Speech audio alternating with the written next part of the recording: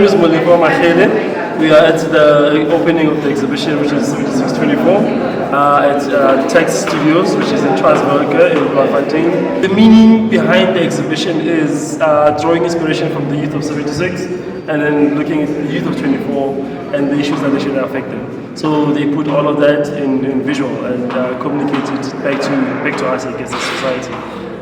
Then we take it from there. So it's a mirror being held back to society by the youth of 24.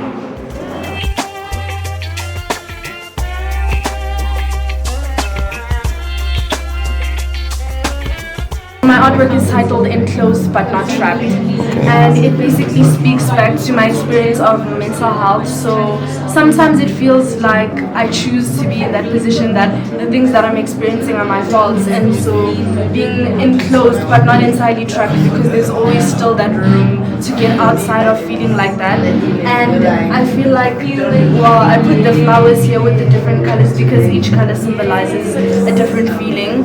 I mix match them because, you know, that's how feelings are. They're not entirely just alone, but they come in waves, and, you know, so the outside of the box has the flowers because part of getting outside of my feelings of being enclosed means embracing my emotions and really experiencing it and owning them for what they are.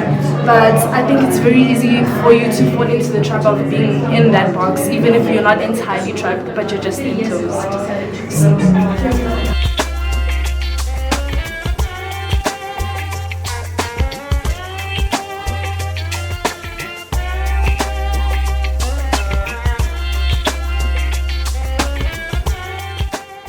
My name is April. I'm from Kimberley and currently based in Johannesburg. My artwork is a lynocut and mixed medium. This artwork was inspired by the elderly women who are doing a silent protest outside Constitutional Court, and they're part of the Galela Khulumani campaign. They've been doing the silent protest since the 1st of November 2023. They say the TRC, Truth and Reconciliation, has failed the victims of apartheid, and they want to be heard, to be seen, and they demand reparations now. They also want the presidents to address their grievances.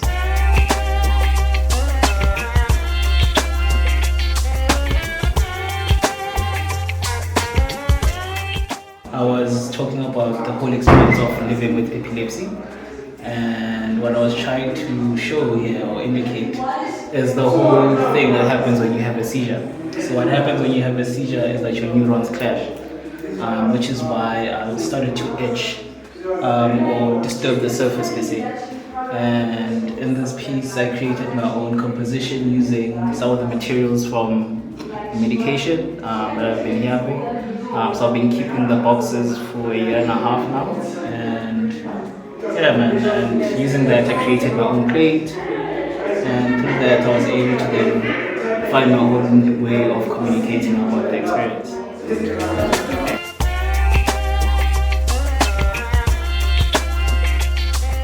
The title of the artwork, it's your mind, it's your life.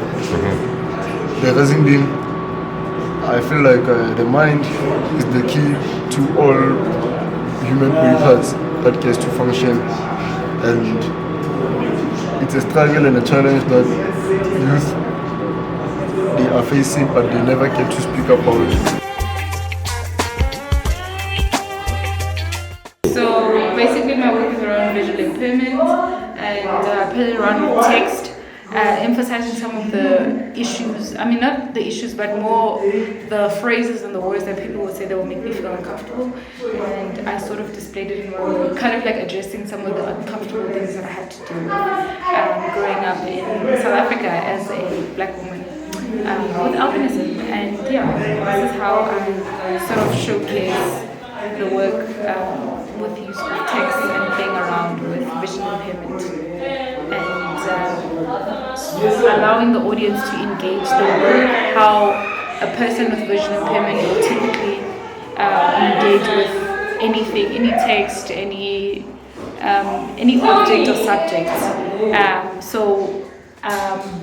Letting you kind of like come closer to read what's written on the piece, so you can sort of experience what we go through. My name is Ponani Makhansi. This is my work titled The Absence of Fatherhood.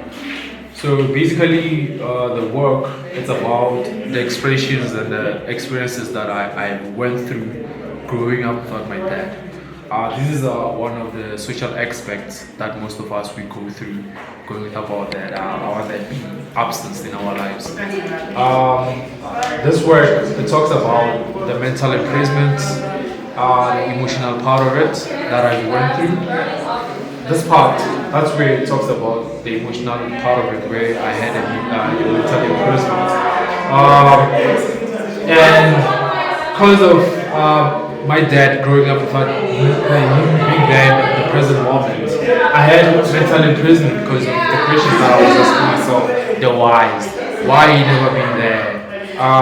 So those questions, it really end up creating mental imprisonment in me because I didn't have an open up of myself because of all these questions. And then most of the questions, when you ask yourself those type of questions, it's not a positive affirmation, it's a negative affirmation because it doesn't bring light in you, but it brings darkness. Hence, I found myself in a dark space where I end up being the king. I titled this work Blindly Privileged so that people can understand that we are in a society of an abundance of resources. I mean, an abundance of how you as an individual can get your stuff or your creativity out there. We are so in abundance that we neglect it sometimes, that we don't see our own capabilities and try to add on to that value that we're already gaining. So with Blind Privilege, I try to emphasize the fact that people should be aware of their own capabilities, understand what makes them tick, what keeps them going in a sense of being the individual, of being yourself and the best version of yourself.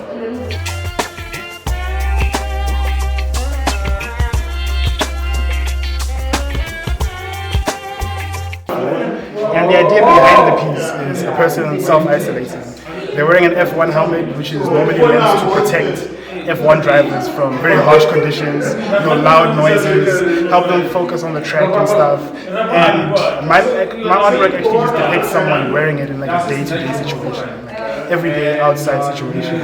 And basically what it's doing is it's isolating the person, it's cutting off their senses. Like there's a lack of mouths on the figures, the subjects that I'm depicting there, to kind of just show that no sound is getting through to the person wearing the helmet. The figures are not clear themselves, they're very blurry, very broken up in lines, and that kind of just represents how your vision would also be obscured, a little bit narrowed, and you wouldn't be seeing things clearly.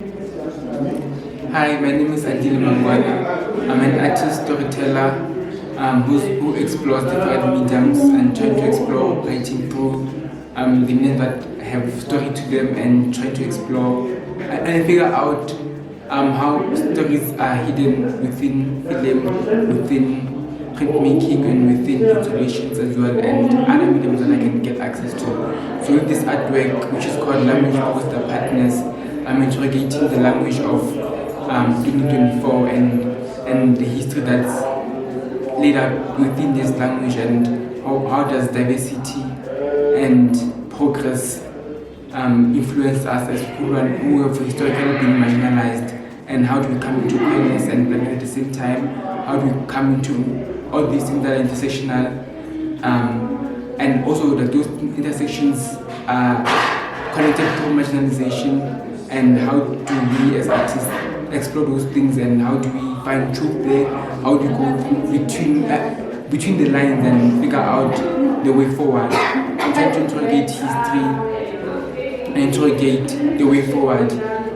This artwork behind me is a lynocut artwork, and the title is Fairly Local. And this artwork is about my experience as a third culture kid in South Africa, and pretty much how I navigate language barriers and any kind of negativity that I may face as a third culture kid. Oh wow! The medium I used here is lynocut, but it's mixed media because it's lynocut plus other things. So The title of the artwork is Umthwebuli Omkhulu, meaning big photographer. And the reason why I decided to do this artwork is because I am actually a photographer who is documenting everything that's happening. Not everything, but I would like to think I'm documenting most of the things that are happening in our day-to-day life.